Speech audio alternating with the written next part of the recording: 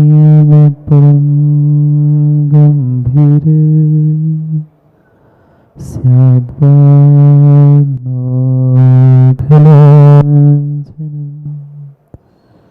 जीयत्रैलोक्यनाथस्य शासनं जिनशासनम्। जय मंगलभूताणं विमलाणं मानदंसनमयारं त्रैलोक्यसेह्यं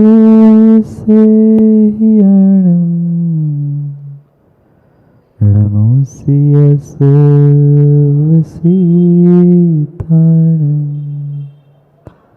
नमो वैहन्ताणं नमो सिद्धाणं नमो आयुर्याणं नमो वज्रायणं नमो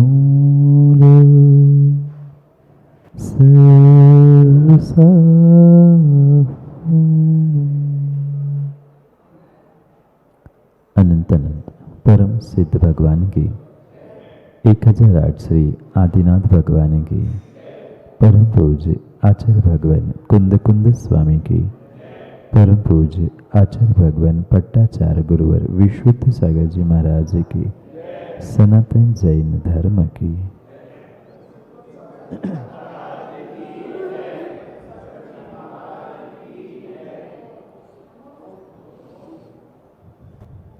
अंतर्देश वर्धमान स्वामी के शासन में हम सभी विराजते और उनकी यह पावन पीयूष देशना हम सभी के लिए परम उपकारी। अनादिकाल से हमारी इस आत्मा में जो जन्म जरा और मृत्यु रूपी रोग लगे, उन रोगों का उपशमन करने वाली कोई परम औषधि है तो वह एकमात्र यह जिनवाणी। भव्य आत्माओं, ये तो हर इंसान, हर व्यक्ति, हर जीव जानता है कि जो संसार में आता है उसका इस संसार से जाना नियत होता। सीधी भाषा में कहे तो जहाँ जन्म है वहाँ प्राणों के वियोग रूप मरण भी निश्चित।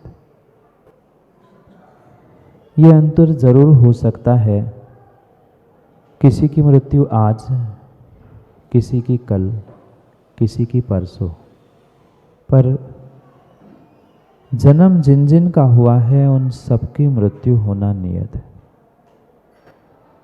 चाहे वे महापुरुष हो, सलाका पुरुष हो, तीर्थंकर भगवान भी क्यों ना हो, अगर उनका जन्म जन्म कल्याणक के रूप में मनाया गया है तो उनकी मृत्यु भी निर्वाण कल्याणक, मोक्ष कल्याणक के रूप में ही मनाई जाती। जब इस संसार में आने वाले महापुरुष, तीर्थंकरों जैसे पुरुषों का भी मरण निश्चित है, तो आज इंसान उस मृत्यु को लेकर, मृत्यु के भय को लेकर क्यों डरता है, समझ नहीं आता। किसी इंसान से कह दे कि 7 दिन में तुम्हारी मृत्यु होने वाली है, दूसरों की छोड़ दो, मैं आपसे ही कह दूं आज से 7वें दिन आपकी मृत्यु होगी, आप खुश हो पाओगे? नहीं। सबसे पहले तो कहने वालों को कोसोगे कि आप इतनी जल्दी क्यों मार रहे हैं।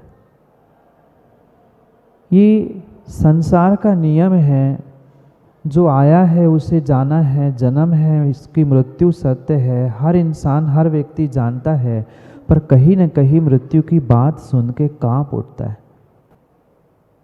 जब 70, 80, 90 साल के वृद्धों की ये स्थिति है, फिर तो आज 20, 25, 40 में जाने वालों की स्थिति क्या होती होगी। मुझे ये बात समझ में नहीं आती कि जब हर इंसान जान रहा है, हर व्यक्ति, हर श्रावक जान रहा है कि मुझे मरना है, आप नहीं जानते। माँ 12 भावनाओं में भी कई बार पढ़ा होगा, भगवान को सुनाया होगा, मरना सबको एक दिन, जोर से बोलो ना, मरना सबको एक दिन। किसको कह रहे हैं? अपनी अपनी बार हमें याद आ जाए तो शायद रोना, बिलखना, डरना और घबराना समाप्त हो जाए। पर थोड़ी सी भी मृत्यु की आहट, और मृत्यु की आहट तो बहुत दूर की बात कह रहा हूँ, थोड़ी सी बीमारी होती है तो व्यक्ति आज किस कदर अपने आप को बचाने के लिए दौड़ता है। उसे ये भी विवेक नहीं बचता कि मैं जैन कुल में जन्मा हूँ, मैं सर्वश्रेष्ठ देव शास्त्र गुरु को मानने वाला हूँ। वह अपना सम्यक्त छोड़कर मिथ्यात्व में भी जाने के लिए तैयार होता है, मात्र और मात्र अपने प्राणों को बचाने के लिए। कौन बचा पाया आज तक प्राणों को? कौन बचा पाया आज तक प्राणों को?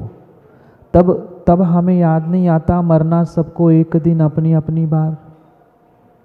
जब मंदिर में बैठते हैं तब हमें 12 भावना पढ़ते समय दूसरे के घर में किसी की मृत्यु हो जाती है, उनके घर में जाकर 12 भावना सुनाना, उठावने में 12 भावना सुनाना, वहाँ ये कहना, नरेंद्र जी अरे ये तो संसार है, जो आया है जाना है, कहते हैं ना। पर किसको? पड़ोसी को, दूसरों के घरों में जाके। पर यही बात हम अपने भीतर भी तो समझे। क्यों अनावश्यक इस मौत का साया लेकर हम जी रहे हैं? जी सब रहे हैं, पर जीते जीते भी कहीं न कहीं दिलो दिमाग में यही भय, यही डर और यही एक खौफ लेकर जी रहे हैं कि मर ना जाऊं, मृत्यु ना हो जाए, मौत ना आ जाए। जब मृत्यु आना निश्चित है, मरना निश्चित है, सब कुछ हमें पता है कि आज नहीं तो कल अपनी अपनी बार सबका नंबर आएगा। जब जानते ही है तो उस मृत्यु को, उस मरण को, उस मौत को हम जीते जी क्यों मार रहे हैं? जीते जी क्यों प्राप्त कर रहे हैं? जितना जीवन मिला है उस जीवन को जीते जीते जियोगे तो पक्का मानना मरते समय भी जीते जीते ही मर पाओगे। इस संसार में, इस ब्रह्मांड में, विश्व में, सभी देश विदेशों में जीने की कला सिखाई जा सकती है। सुनी होगी आर्ट ऑफ लिविंग आपने। जीने की कला तो ब्रह्मांड में कहीं भी सिखाई जा सकती है, पर एकमात्र हमारा जिन शासन, जिन धर्म, जिन दर्शन ऐसा है जो मात्र जीने की ही कला नहीं, मरने की भी कला सिखाता है। और सही मायने में जो जीते जीते ही जीता नहीं है, अपितु जीते जीते मरना जानता है, वो ही इस संसार में अमर होता है। मात्र इतना करने से कोई अमर हो जरूरी नहीं है। वास्तविकता में अमर वही होता है। वे स्वर्गों के देव भी जिन्हें अमर कहा जाता है, वे भी अमर नहीं है। वे भी समय आता है, उनकी भी मृत्यु हो जाती है, वे भी मरेंगे। संसार का प्रत्येक प्राणी जो पर्याय को प्राप्त करेगा, वह प्रत्येक पर्याय के अंत में, समाप्ति में, मृत्यु के रूप में ही अपने जीवन को, प्राणों को समाप्त कर देगा। पर ये अद्भुत बात जो अपने जीते जी जान लेता है कि मुझे मरना पक्का है, तो मैं डर डर के मरते मरते जीना छोड़कर जीते जीते मरना सीख लूं। दोनों में बहुत अंतर है। आज का इंसान मरते मरते जी रहा है। नहीं मर रहे आप लोग? हर पल कोई धन कमाने के लिए, कोई नाम कमाने के लिए, कोई कुछ करने के लिए हर पल हर समय जो आविची मरण हो रहा है, एक एक क्षण जो आयु के निषेकों में से कम हो रहा है, उसमें भी मरने का ही हिसाब लग रहा है कि कल ना मर जाऊं, परसों ना मर जाऊं, अरे मरना है ही तो जितने क्षण मिले हैं, जितना समय मिला है, खुशी से, आनंद से, शांति से जीने का प्रयास करो ना। पर क्या करे, कहीं राग, कहीं द्वेष, कहीं ईर्ष्या, कहीं स्पर्धा, कहीं माया, कहीं क्रोध, इन विकारी भावों को लेकर व्यक्ति, आज का इंसान मात्र और मात्र हर क्षण मरते मरते ही जी रहा है। जीते जीते जीने की कला उसने नहीं सीखी। और जो जीते जीते जी नहीं पा रहा है, वो जीते जीते क्या खाक मर पाएगा। यहाँ तो हमें आचार्य भगवंतों ने, तीर्थंकर भगवंतों ने मरने की कला जीते जीते कर प्राप्त करने के लिए कहा है। खुली आंखों से अपनी मौत को अपने सामने आमंत्रित करते हुए देखने की अद्भुत कला सिखाने का प्रयास किया है। पर क्या करें, हम इंसान बन के जैन कुल में जन्म लेने के बाद भी जब जीते जीते जी नहीं पा रहे हैं, जीते जीते मरने की हम क्या बात करें। कोई वृद्ध व्यक्ति भी क्यों ना हो, मैं युवाओं की बात, युवावस्था की बात कर ही नहीं रहा हूँ, वृद्ध अवस्था में भी 70-80 वर्ष के व्यक्ति से भी छाबड़ा जी कह दिया जाए कि मृत्यु होने वाली है, स्वीकार कर पाओगे? नहीं। यहाँ बैठे बैठे यूं झूठे वैराग की और झूठी बातें करने वाले तो सैकड़ों होते हैं। डॉक्टर के पास चले जाओ, डॉक्टर नाड़ी देख के कह दे, आप और आपके घर के परिवार वाले पूरे चढ़ के बैठेंगे डॉक्टर पे। ऐसे कैसे कह रहे हो, अभी तो अच्छे खासे है, चल रहे हैं, फिर रहे और आप मार रहे हो। ये यहाँ कहने की बातें हमने तो कई बार प्रैक्टिकल किया। जब समझ में आ रहा है वो वृद्ध व्यक्ति, सत्य घटना है, एक स्थान पर गए थे, हमें समझ में आ रहा है कि 2-4 दिन से ज़्यादा समय उसके पास नहीं है। महाराज ने उनके पास बैठ के उन्हें नमोकार सुनाने का प्रयास किया। एक ही बार मुश्किल से नमोकार पूरा हुआ होगा, यूं तो बोल नहीं रहे थे, मुंह नहीं खोल रहा था। और जैसे ही महाराज ने दूसरी बार नमोकार सुनाना प्रारंभ किया, जोर से बौखला के करते, मर रहा हूं क्या, नमोकार सुना रहे? आगे नमोकार सुना रहे। घर वाले तो कह रहे कि महाराज कुछ संबोधन दो, नमोकार सुनाओ। प्रणत सागर नमोकार सुनाने लगे, वो बौखला कह के, मर रहा हूं क्या, नमोकार सुना रहे। दिख रही है स्थिति। ज़्यादा से ज़्यादा 2-3 दिन से ज़्यादा समय नहीं था, पर फिर भी वे 70-80 साल के वृद्ध कह रहे हैं बौखला के मर रहा हूं, मुझे नमोकार सुना रहे।